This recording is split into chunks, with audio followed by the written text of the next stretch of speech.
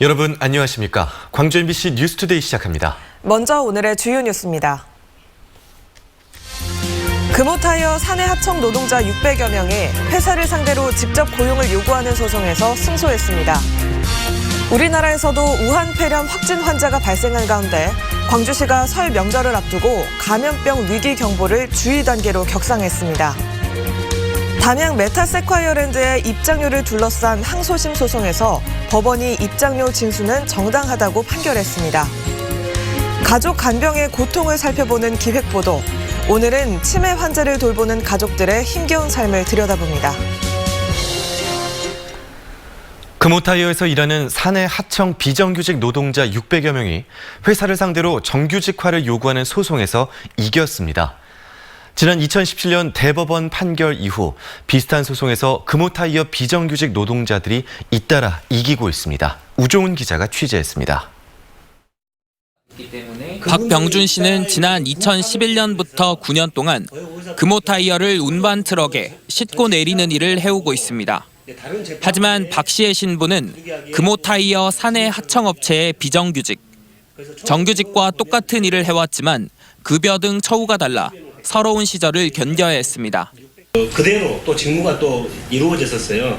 원재료나 포장 같은 경우에는 그분들이 빠짐으로써 또 다시 비정규직 채우고 똑같은 일을 하지만 박 씨와 같은 사내 하청 노동자 613명은 정규직과 똑같은 일을 하고 있는데도 차별을 받고 있다며 금호타이어에 소송을 냈고 광주지법은 최근 비정규직 노동자들의 손을 들어줬습니다. 재판부는 현재 협력업체 직원들의 업무는 과거 사내 정규직이 했던 필수 업무였고 업무 시간부터 휴게 시간까지 금호타이어의 지시에 따라 정해졌다며 금호타이어가 사실상 협력업체 직원들의 업무를 지휘해왔다고 판단했습니다. 재판부는 정규직화에 따른 임금 지급도 명령했는데 금호타이어가 2012년부터 2018년까지 이들 직원에게 지급해야 할 임금 등은 250억 원에 달합니다. 한편 법원의 판결에 금호타이어는 협력업체 운영은 적법했다며 경영상 미칠 영향이 크기 때문에 항소할 계획이라고 밝혔습니다. 이번 판결은 지난 2017년 대법원이 금호타이어 비정규직 노동자 132명의 근로자 지위를 인정한 데 이어 두 번째 판결입니다. 한편 이번 판결 외에도 129명의 협력업체 직원들이 같은 내용의 소송을 진행 중입니다. 근로자 지위 확인 소송에서 협력업체 직원들의 손을 들어준 이번 판결이 향후 금호타이어 비정규직들에게 어떤 영향을 미칠지 주목됩니다. MBC 뉴스 우종훈입니다. 올해 1분기 광주 지역 소매 유통업 전망이 지난해보다 어두운 것으로 조사됐습니다. 광주 상공회의소가 지역 67개 소매 유통업체를 대상으로 2020년 1분기 소매 유통업 경기를 조사한 결과 경기지수가 74로 전분기보다 7포인트 하락했습니다. 광주상공회의소는 내수 침체와 일본 불매운동 등 대내외 경기 불황이 지속되면서 소매 유통업체들의 체감 경기가 2분기 연속 침체를 겪고 있다고 진단했습니다. 광주시가 신종 코로나 바이러스, 이른바 우한 폐렴에 대해 감염병 위기 경보 수준을 관심에서 주의 단계로 격상했습니다. 광주시는 이에 따라 5개 팀으로 방역 대책반을 구성해 환자 발생에 대비한 비상근무 체계를 유지하면서 모니터링을 한층 강화했습니다. 또 중국 우한시를 방문한 뒤 14일 이내 발열이나 호흡기 증상이 있으면 즉각 질병관리본부 콜센터 1339번으로 전화해 상담을 받아달라고 당부했습니다. 오늘은 우산이 필요한 날씨입니다. 비 소식이 있는데요. 현재 레이더 영상 보시면 지금은 드문드문 약한 비구름대만 머물러 있는 상태지만 제주도 쪽에서 더 강하게 발달한 비구름대가 다가오면서 오늘 낮이면 광주 전남 모든 지역에서 비가 내리겠습니다. 이 비는 내일 오전까지도 이어지겠는데요. 예상되는 강수량은 전남 남해안에 최고 40mm, 그 밖에 광주 전남 지역에서는 5에서 20mm가량의 비가 내리겠습니다. 오늘 이 비가 내리고 나면 전남 동부 지역에 내려졌던 건조특보는 해제될 가능성이 있습니다. 오늘도 날은 비교적 포근하겠습니다. 아침 기온은 4.7도로 어제보다 7도가량 더 높게 시작했고요. 한낮 기온은 8도 안팎으로 어제보다 2, 3도가량 낮겠지만 평년 기온을 3도가량 웃돌겠습니다. 날씨 정보였습니다.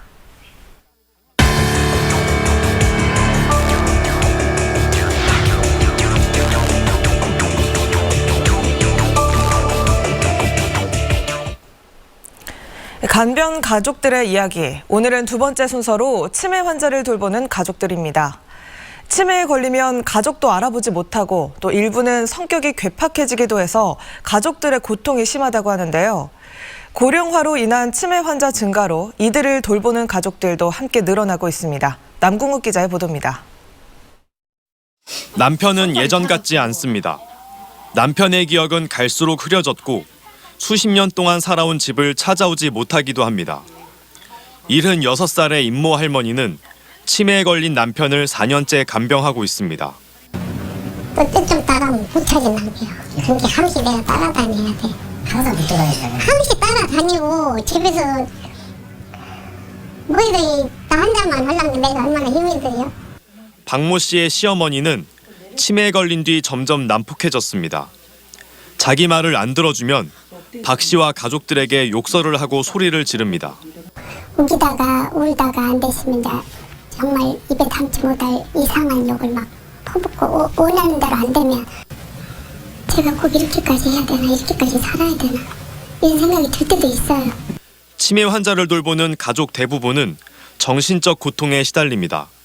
가족도 몰라보고 공격적이고 의심이 많아지는 등의 치매 환자 특성 탓인데 치매 환자 가족의 약 75%가 우울증을 겪고 있다는 연구 결과도 있습니다. 이렇게 고생치면 못 얻더니야. 어쩌자 죽어보시고 괜찮을 때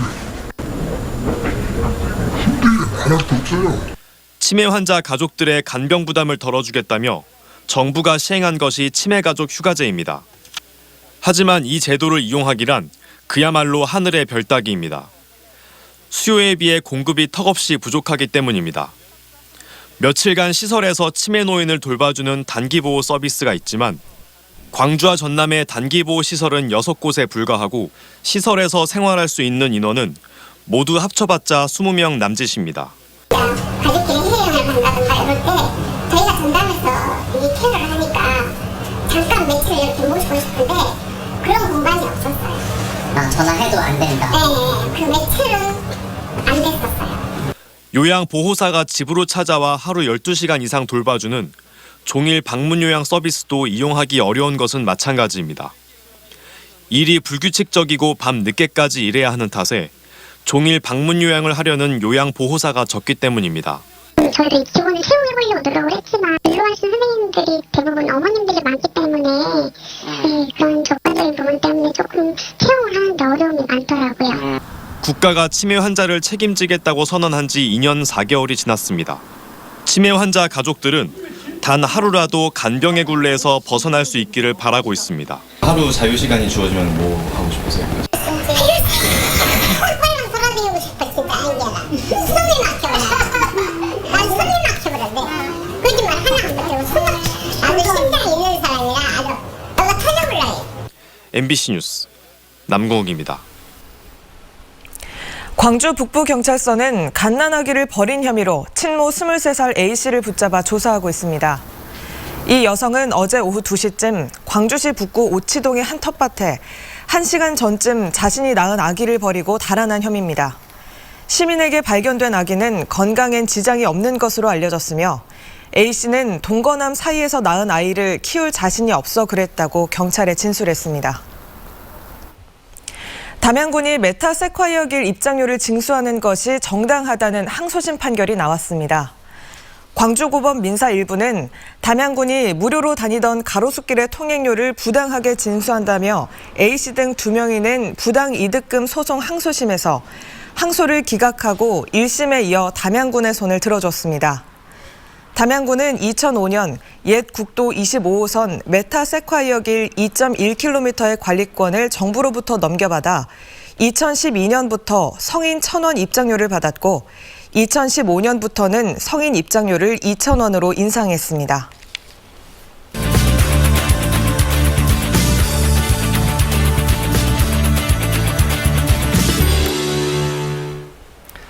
총선 예비 후보자들을 유권자인 시민들이 직접 검증하는 2020 총선 시민 모임이 지난주에 출범했습니다.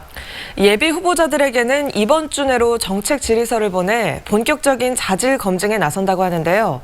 오늘은 2020 총선 시민 모임 이기훈 기획위원과 좀 더 자세한 이야기 나눠보겠습니다. 안녕하십니까? 네, 안녕하세요.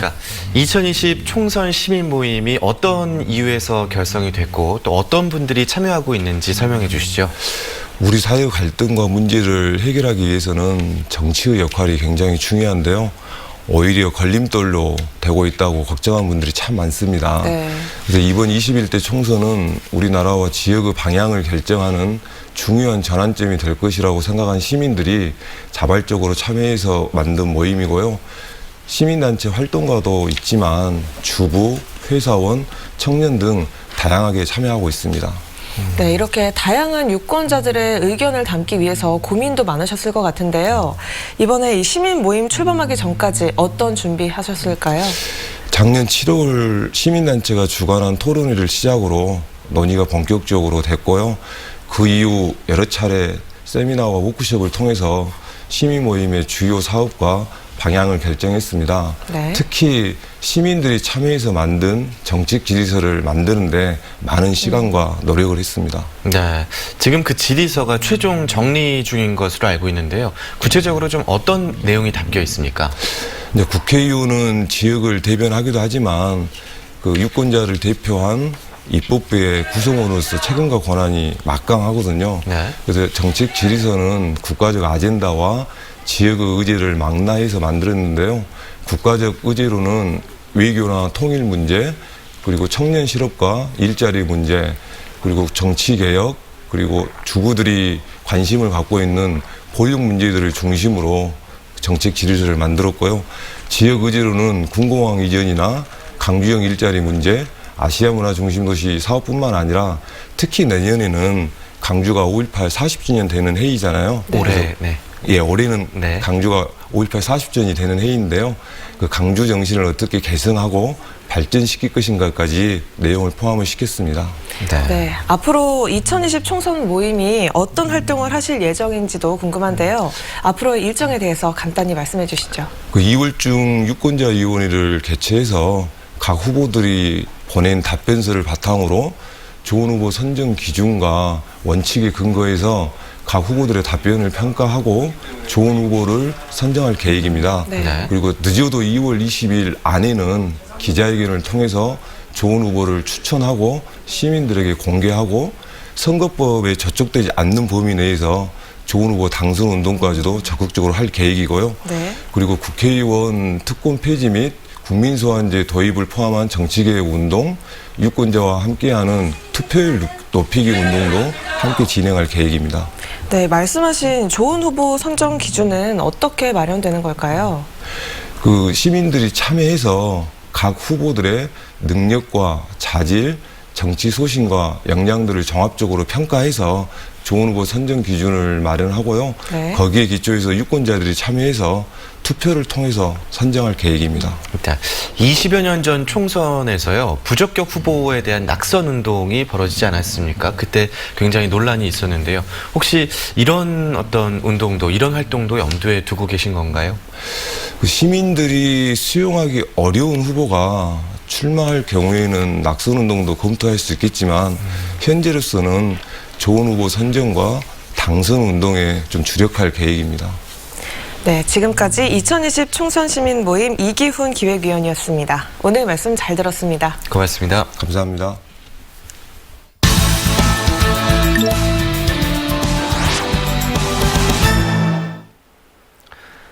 사.15 총선에 출마하는 후보들의 면면을 소개해드리는 시간입니다. 우리 동네 예비 후보, 오늘은 광주 광산구 갑 지역구 후보들인데요. 이 선거구에는 현역 의원을 포함해서 총 8명의 후보가 출사표를 던졌습니다. 이계상 기자입니다. 광주 광산구 갑 선거구는 도시와 농촌이 함께 공존하는 지역구입니다. 민주당 소속의 이석형 예비후보는 한평군수와 산림조합 중앙회장 등을 역임한 경험을 살려 지역 발전의 토대를 만들겠다는 각오입니다. 강산을 우뚝 세우겠습니다. 그리고 따뜻한 강산 공동체, 좋은 정치, 강산에 많은 일자리를 만들어내는 그런 정치를 하겠습니다. 같은 당의 이용빈 예비후보는 우리 동네 주치의라고 불릴 정도로 왕성한 봉사활동을 해온 경력을 바탕으로 지역 표심을 파고들고 있습니다.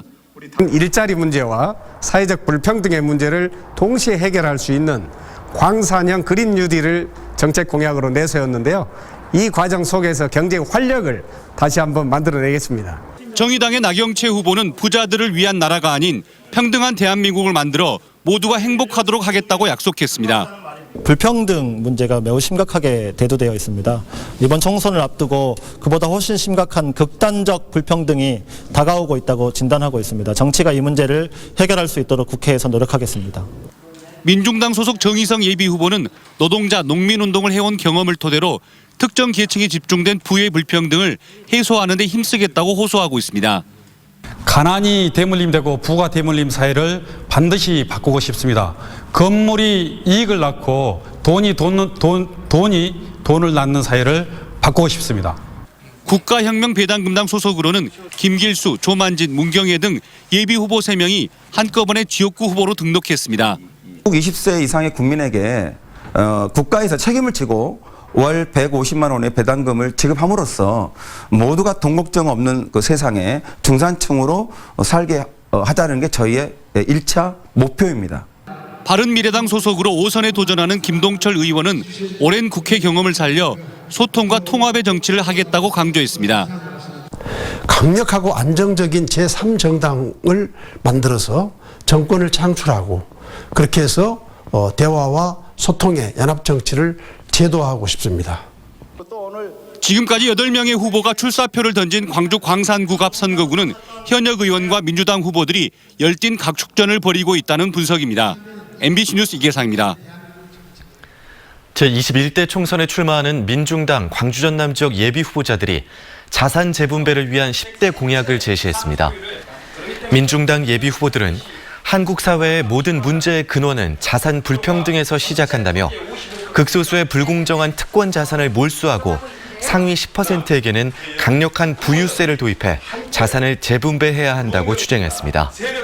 이를 실현할 10대 공약으로 총자산 110억 원 상한제와 연간 총소득 15억 원 상한제, 1인당 10억 원 이상 상속 제한 등을 제시했습니다.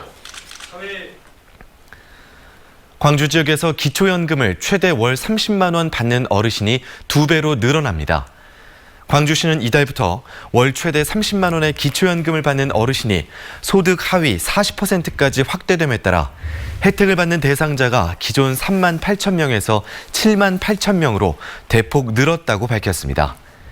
기초연금 지원 확대는 1월부터 바로 적용되고 이번 달의 기초연금은 오는 23일에 지급될 예정입니다.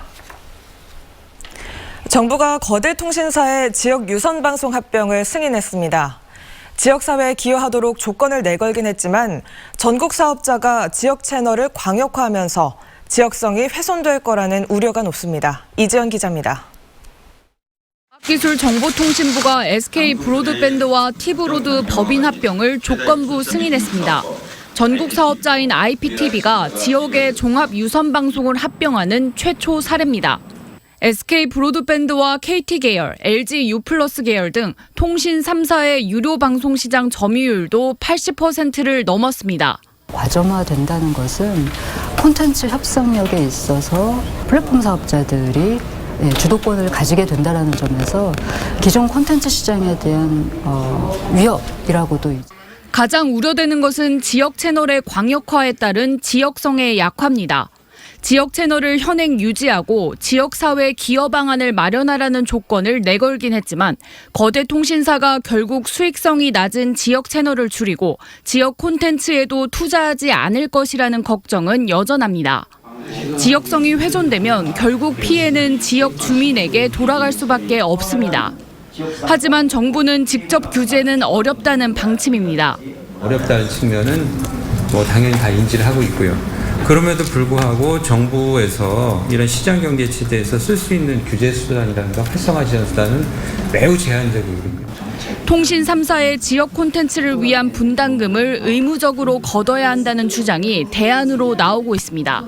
방송 권역에서도 이제는 독점적 지위의 사업자가 되기 때문에 여론 다양성과 지역성 구현이라는 책무를 부과하는 방식을 고민해야 되는 시점이 됐다. 급변하는 시장 환경 속에서 기업 경쟁력 강화와 방송의 공적 책무 사이 접점을 찾는 일이 필요해 보입니다. MBC 뉴스 이지연입니다. 설을 앞두고 한국전력이 재래시장 활성화와 사랑 나눔 후원 사업에 나섰습니다. 한국전력 임직원 40여 명은 어제 남평 5일장에서 전통시장 상품권을 이용해 과일과 제수용품을 구매했습니다. 또 나주 장애인 종합복지관을 방문해 장애인 자립과 직업 재활에 써달라며 1,000만 원 어치의 물품을 전달했습니다. 전라남도는 해외 석박사 학위 유학생을 지원합니다. 전라남도는 민선 7기 시책인 새천년 인재 육성 프로젝트로 유학생 5명을 선발해 해외대학 석박사 학위 과정을 최대 2년까지 연간 5천만 원씩 지원할 계획입니다. 전라남도는 다음 달 14일까지 접수를 받은 뒤 심사를 거쳐 오는 4월 대상자를 최종 결정할 예정입니다.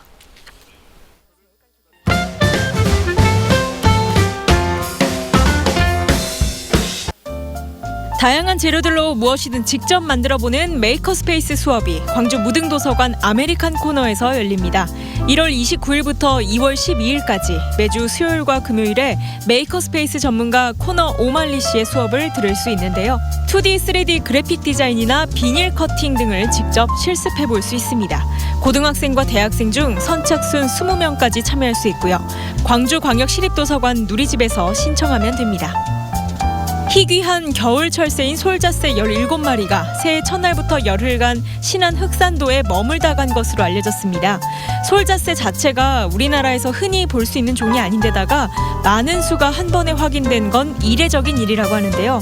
솔자새는 북반구 아한대와 한대, 아고산대를 중심으로 분포하는 새로 잣나무나 소나무 등 침엽수의 종자와 새순을 먹이로 삼고 있습니다. 국립광주박물관에서 설맞이 문화 한마당이 열립니다.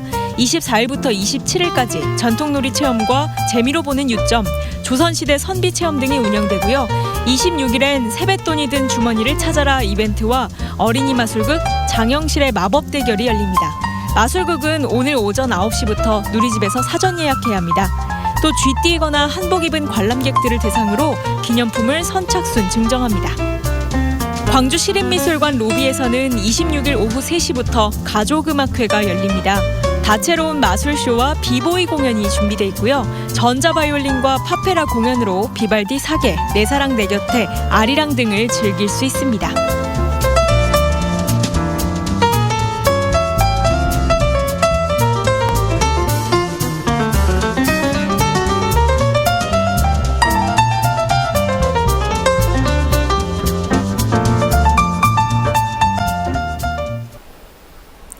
이어서 희망 2020 나눔 캠페인에 성금을 보내주신 분들입니다. 나주시 금천면 광암 1리 중익마을 주민들이 20만 원, 곡성군 목사동면 용봉 1구마을 주민들이 15만 원, 용봉 2구마을 주민들이 10만 원, 목사동면 이장단에서 20만 원, 죽정 2구마을 주민들이 10만 원, 용사 1구마을 주민들이 10만 원, 죽곡면 준 라이프 팬들이 100만 원, 본토마을 주민들이 7만 원, 문토란 씨가 4만 4천 원, 죽곡면 생활개선회에서 10만 원, 삼태마을 주민들이 10만 원, 구례군 구례읍 정형배 씨가 30만 원, 구례읍 중앙여성경로당 회원들이 10만 원, 양정마을 주민들이 20만 원, 독자마을 주민들이 15만 원, 백면 남성경로당 회원들이 10만 원, 백면 여성경로당 회원들이 10만 원, 동산마을 주민들이 45만 원, 담양군 봉산면 중림마을 주민들이 23만 3천 원, 곡정마을 주민들이 22만 9천 원, 담양읍 금월 1리 주민들이 15만 원, 고서면 자정마을 주민들이 20만 원, 원등마을 주민들이 39만 원, 월전마을 주민들이 9만 3천 원, 장산마을 주민들이 13만 3천 원, 월곡마을 주민들이 11만 3천 원, 후산마을 주민들이 18만 5천 원, 금단동 마을 주민들이 7만 원 보내주셨습니다. 성금을 보내주신 분들께